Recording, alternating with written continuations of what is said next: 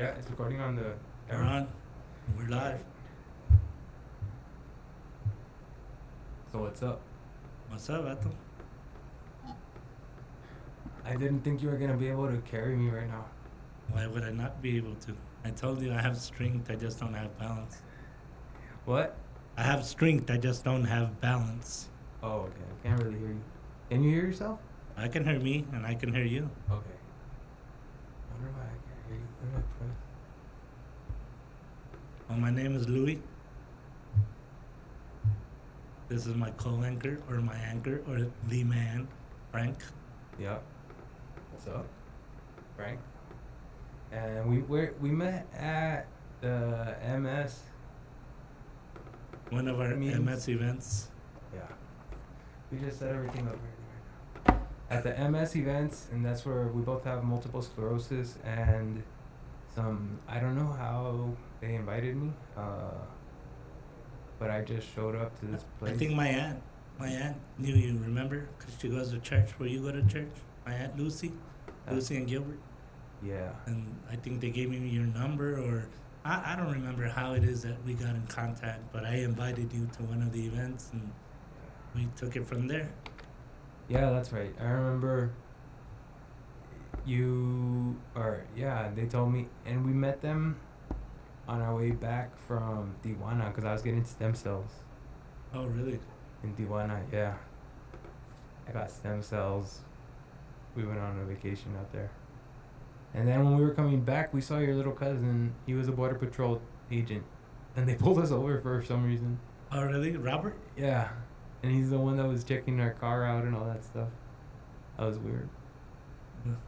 But he was cool. He was cool about it, and like, yeah. Probably saw your face. That's where, yeah. And then he saw how I was struggling and shit. He's like, "Oh, I have a cousin That has MS. that has MS. You should talk to him." And then he wanted me to talk to you, like if that was gonna cure me or something. And now, I mean, it's the difference between you and I is that you got primary progressive and I have relapsing remitting. So, no matter what, we're both not who we used to be, but hey, we're here, right? Yeah. What's it called? Your story what reminds me of this guy named Wes Huff. That he's like really popular right now. Oh, yeah, why? What's wrong with him? Well, nothing's wrong with him anymore, but he says when he was younger, he had like issues with his like he was quadriplegic. He was quadriplegic at some point and he couldn't move anything, and then all of a sudden he got better. I was a quadriplegic as well. Yeah. Quadriplegic, and then I went to wheelchair, and then after the wheelchair, I went to my cane, and then from my I'm sorry, I went to my walker. After the walker, I went to my cane, then I went to my walking stick, and here I am now. I don't use it all the time, but I use it when I need it. That's crazy. So, how was it when you were literally quadriplegic? I ain't gonna lie, it was to the point where I've told you before that I had a really, really good friend that was raised with me. I mean, ever since diapers, I knew him. And we had even made a pact to where if I stayed like that, I was like, hey, kill me. I mean, that's what I want to live for, you know? Yeah. Yeah, they had to wipe me, feed me, bathe me. I mean, and he was down, dude. He was down. He was down. Straight out, yeah, he was down. He's like, yeah, I'll do that. That's why I'm like, damn, I'm glad he didn't go through with it, because look at me now. You know what I mean? And I didn't know how long it was going to be. Thank God that I started getting better, you know? But when I started getting better, I couldn't open a Ziploc bag. I couldn't hold a fork. I couldn't wipe my own. I couldn't do anything, man. Couldn't do anything whatsoever. How long did that last? To be honest, I really don't even know, man. I don't know. I don't remember. It's like as if I forgot about those times, you know? I just wanted to keep looking forward from now on. And I still can't do what I used to do. I did commercial roofing 10.5 years. I played basketball my whole life. I can't even walk and dribble at the same time, but I mean, like I told you, I guess gotta go with what I can do, you know? I could wipe my own ass now, and luckily, I could do lots of things I couldn't before. The thing that trips me out about you is that you didn't even do like physical therapy or none of that kind of stuff. Never have. My wife and my kids were my physical therapy. They would grab my arms and my legs. And then it was willpower, dude. I'm telling you, my wife, like, you're scared or, I don't know, you don't want me to help you, man. And I tell you, let me help you. I can. I really can. Thank God. I really can, bro. And I know what it's like. I'm telling you, my wife, once I started getting a little bit better, she would find me on the floor pissed and stuff because I wouldn't want to wake her because she had a full-time job. My kids were 10, 7, and 4 years old, and I was another kid for her. So I was like, nah, I gotta do this on my own.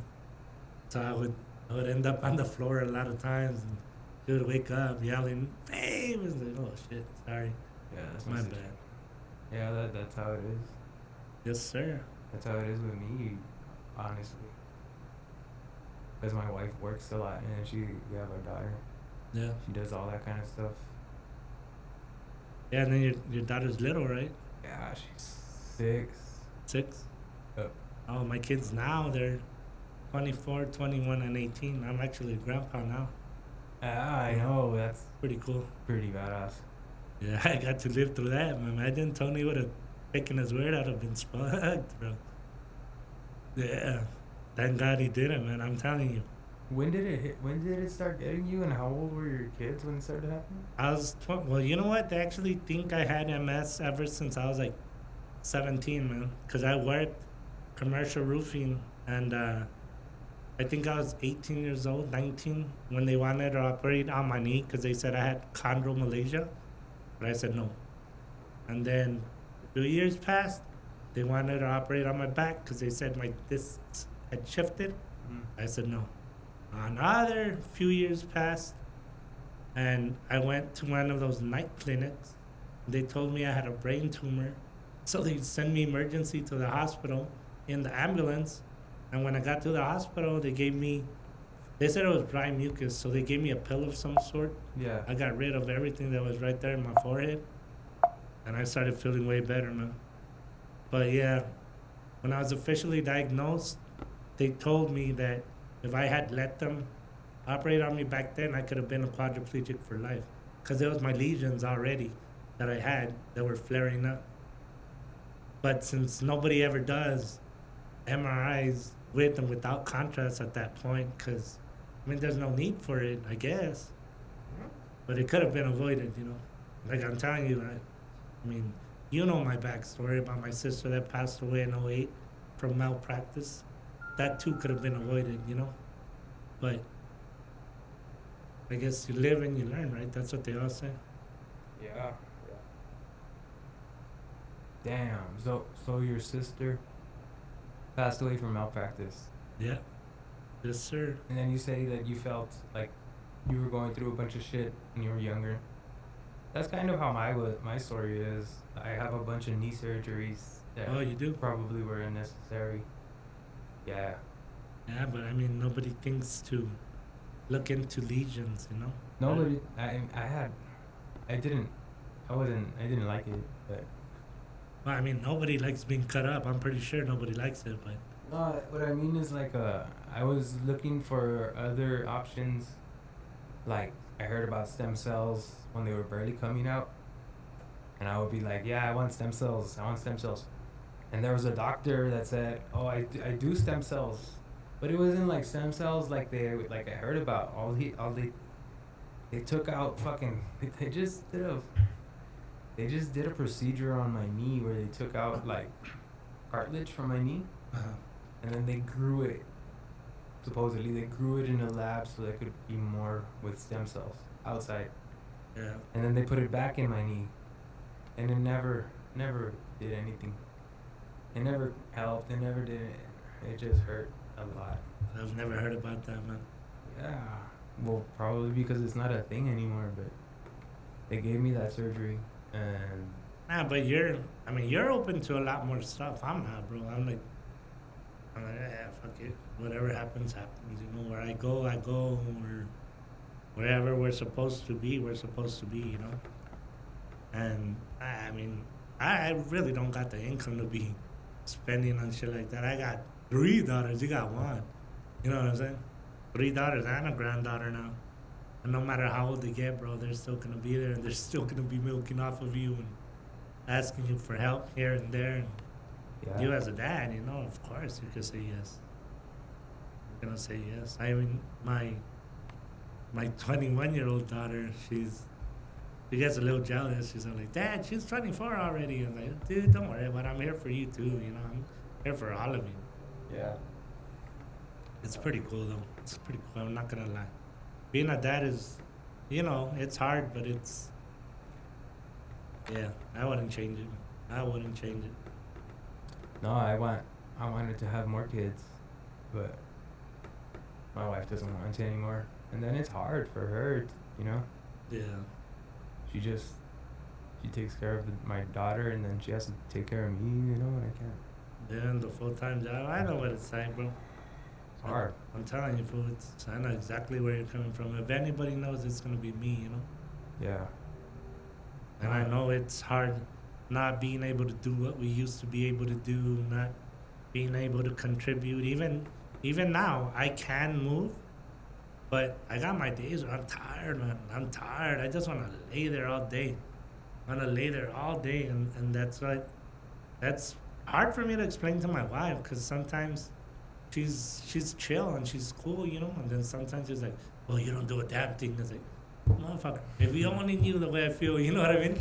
It's like, for me to even get out of bed, and then I take my oldest daughter to school. Well, luckily she's been driving now, so Yeah. I mean, I live, 2-3 blocks away from the school, so I feel fairly confident with her going. But damn kid always, oh, can I go to Starbucks? Can I go here? Can I go there? And it's like, no, fool, no, you know what I mean? School and back, that's it. Don't worry about it. Get here and I'll take you somewhere. Yeah. Yeah. Dang. So how old did you say they were? In their 20s? And one of them already has a kid? Yeah, 24, 21, and 18. My oldest turns 25 November 7th. Okay. That's another thing. I don't want to celebrate anything, man, because my daughter's birthday is November 7th. My dad passed away November 7th. My wife and I's anniversary, February 11th. My father passed away February 11th. I was like, damn, bro. I don't want to celebrate shit anymore, because you never know. You never know what's going to happen next, you know? Yeah. Well, you should still celebrate it. Well, Because it's like, you don't have to remember that he died. You just remember that he was alive and that he was a good dad. well, I do want to celebrate it too, but kind of hard, you know? Because No, I know. I I'm, mean, I don't know. I'm in the cemetery for a little bit, you Yeah. know? Saying happy birthday to him, letting balloons go and stuff. Yeah, you were telling me, that Yep. that you think you're borderline atheist already? Nah, I ain't atheist, man. I still believe in God and stuff. I just feel guilty. And my mother-in-law gives me a guilt trip because I don't go to church all the time. Yeah. No, And she's all like, you need to come to church. This is God's place. I was like, I know. I get it. I do understand. yeah. You know? Yeah. And yeah, just because sometimes I don't go, she's like, no, you need it. I'll get there. I really will, you know? Yeah. But I just don't like being Told what to do. that pretty much. I mean, you know, I'm not told, but pushed to it and stuff. I'm very stubborn, bro. I'm very, very to the point where, hey, come on, man. I'll go when I go. Don't worry about it. I'll get there. And the more they tell me to do it, the less I want to do it, you know? I think that's a mistake. If your goal is to like get them to go or whatever, because you just always tell them to go, it just doesn't work. Yeah, I mean, It just doesn't work, and you just come off like negative, and just come off like a judgmental or whatever. and then I don't like where sometimes I do say, hey, well, let's go, you know? Yeah. And then, oh, you want to go? Yes, I want to go. Let's go. You know what I'm saying? Yeah, with that is usually is them they don't feel like going and they just want you to not go. I don't want to go either. But I know that's how it is. But I do. You know, not all the time, but I do. That's good. That's good. And then I'm going through a little issue because I've already done everything I need to do to get married, and the church that we go to, you know, I don't want to say the name out there, but because supposedly it's not my home church or something, my wife's home church, we can't get married. They're not willing to get us married. I'm like, come on, man. Let us get married. I'm like, come on, man. We just want to. We've been together for 27 years now, you know? What are they saying? They're saying that because it's not our. I guess you gotta be registered at the church or something, with your address or something. And they said we're not registered, and it's not. Our address does not coincide to that. So, yeah. Yeah, that's crazy. Yeah, and then I got my mom on one ear telling me, "Yes, you are." I was like, "Well, don't tell the church that." You know what I mean? I wish it could be that easy. But yeah, that's where I'm at right now, trying to get married. Having a hard time with that. So it's crazy, man. I don't know what to say about that one. Which church is it? Who's telling me? Nah, I don't want to say the name. There's the one right there by where I live, though. I don't even know if I'm gonna get this out. No, I don't want to tell recording you. the Well, right here, watch. I'll just put it this way. Once I put it this way, everybody's gonna know. It's right next to speaker. You know what I mean? Once I say that, everybody's gonna know. Well, that makes. I mean, it's because that's not like a historical church or whatever. It's not. Yes, it is, fool. And that's what I said. It's a historical Oh, church. I That's thought you why said they- it's not. That's why they probably have the extra guidelines or whatever. But I'm pretty sure you can get around it somehow. Nah, I think I already found a way around it. Somewhere else that I'm gonna go. Hopefully, I get it. Yeah, soon, you and know? just a different church, a different priest. That's something that I trip out on. Oh man, it's crazy. It's like just because you're in the church, you want to pray more, you want to go every Sunday, you want to do all the things. It doesn't mean you're not gonna run into those like fucking bad problems and stuff, you know, like with people because they're all people and stuff. And like this past Sunday, I don't know, 2 weeks ago, I can't. It's hard for me to go, and I haven't gone in a while to mass. Yeah.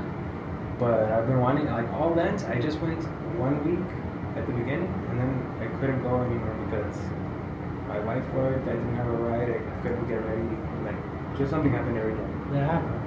Like today, we were supposed to be here at 2 and Look at us now. And then we still, by the time we said everything, about huh? to go down. Yeah, by the It's time we hard. said everything, it's fucking 5:40. hard for me. Excuse me. Anyways, what I was saying was I went to mass and it was the Divine Mercy. I don't know if you ever heard of the Divine Mercy. Not gonna lie, no, I haven't. Okay. It's just a story where Jesus showed up to some girl, some nun, and told her a bunch of stuff. I don't know, you ever seen a picture of Jesus and then he has like rays going out, one blue and one red? Yeah, if you don't know, you don't know, but long story short, that if you go to confession that Saturday and then go to mass the next Sunday, it's like you get baptized again and you get all your sins wiped away. And then you didn't go because you were. Well, I didn't. I did go. I went to the church that I always go to, and the priest wasn't there. We had a deacon, and he can't confess you. So I'm like, dang, do we have time? And then I went to the other church. I went to St. Peter and Paul. And I'm just gonna say the church in the name of it because I care, but I'm gonna tell you what it is. We went, and I'm all like, hey priest, the master's about to start. Hey, can I do a confession? Like real quick. I know what I'm gonna say. And he's like, no, not yet. Wait till after mass. I'm like, dang, okay, fine. That's cool. Whatever. I wait. And I waited till after mass. We went to mass that day, and then we stayed. I made my parents take me because like they usually go on Sundays. Yeah. They were doing me a favor, and they were driving me all around the city too. So. And that's what happened. And then afterwards, I tell the priest, "Hey, can you give me a confession now?" He's like, "No, I'll come back on Wednesday." And in the in the book, you have to do it like on that Friday, and that Saturday and that Sunday go to mass.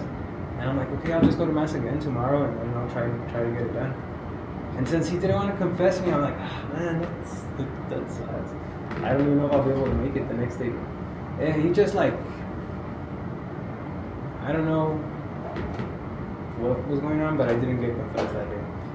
But luckily, I was baptizing some lady, some daughter, some girl, and then I got to get it all done. Oh, really? Yeah. That's cool, man. At least you got it done. Yeah, I know. It's just crazy how it works out. I just don't like how it's okay for everybody to put off everything for us. And once we try to get them, hey, chill, hold up. By the time I get there, Go closer to the mic. do me this favor or do this for me, A lot of the time they can't. And I'm telling you, such a little things with my kids. I'll ask them, hey, can you do this for me? Nah, it don't get done. But if I don't do it for them, forget about it. It's the end of the world. Yep. I see that coming already with my daughter, and I never thought I would. But she's growing up finally, and she's acting like such a little teenager already, bro. It's like She's pretty six, man. before I'd be like, "Hi, baby, what's up?" and then she'd be like, "Hi, daddy," and now she just like looks at me sometimes, and she like rolls her eyes at me, and she, dang, already going through the hormones and shit. You have a lot of ways to go. You have a lot to go. Yeah. You're lucky you only got one, so I'm telling you. I had three that were teenagers at the same time. But it's so cool because the way I see it, your situation, different from my situation, is that you had like all these people that depended on you, and like so do I in a way. But I'm just in the way. I feel, you know what I mean? And you're just kind Hey, of. I'm telling you, that's where I was at. How do you think I felt? You have the quadriplegic, dog. How do you think I felt? How do you think I felt? I felt, and then having to have so many people, a lot of people saw me naked, man. They had to fight me. My grandma, my dad, my mom, my wife. I mean, it don't matter. No friends. It's not fun, man. It's not fun whatsoever. But at least I did have them there to help me, When I was a quadriplegic. That's what I was getting at. It's like you had all these people that kind of depended on you, or vice versa. But it wasn't harder for you; it was better for you. You know what I mean? That you had all these kids to take care of. Well, I got lucky that I had all these people behind me. I really did. I had a tub. My wife couldn't pick me up to put me in and out of the tub, so I had a friend, butt naked, who would pick me up, put me in there, take me out. Yeah. Like I'm telling you, a lot of people saw me naked, bro. That's embarrassing. You know what it's like. I mean, a doctor. I mean, so you have to do it with the doctor, but not. You don't want. What would you think about those times when you were on the floor and you couldn't get up? Wow. Fuck, I'm fucked. How long is it gonna take before she wakes up? Should I wake her up? Should I not? But I would just knock out. I'd knock out on the floor, covered in shit. No, I wouldn't shit myself, thank God. I would just piss myself, yeah. I'd piss myself. Yeah. Well, I took out the little pee and pissed to the side, So there's pee all over the floor and stuff. Maybe some on my stomach sometimes, but that's about it. And yeah, it wasn't fun whatsoever, man. It still isn't, bro. It happens to me sometimes, bro, and it's hard. I don't know how I keep things going sometimes. Everything is hard, bro. No, I know. I didn't even think I was gonna come today because I was like, But I pushed you to it too, dude. I mean, that's why I told you, come on, dog. Get on, let's go. Then you got a van now, you don't gotta do shit, man. it's. Get into the freaking chair and let's go. I know it takes a while to get dressed, but Yeah, it takes a while. Just to put on shorts. It's fucking hard. by some time you wait. I'm here to help you, homie. I mean, they helped me. I got you. Let's go. Just put on your fucking underwear if you can. Si no, pues también no se te lo pongo. Don't poke my eye, That's the only thing that I want you to do, you know what I mean? Yeah. I don't want you to get excited because I'm there. Hey, you never know, man. You never know. I don't know how much you recorded, bro. No way, it's over? Yeah, well, I just checked and something. I don't know where it is. You want me to check the camera? Yeah. Let's see if the camera at least got it. Can you have me recorded or not? I should have recorded some of it at least. It's still recording, right? Well, it still says it's recording over here. It's at 25 minutes and 59 seconds. 26 now.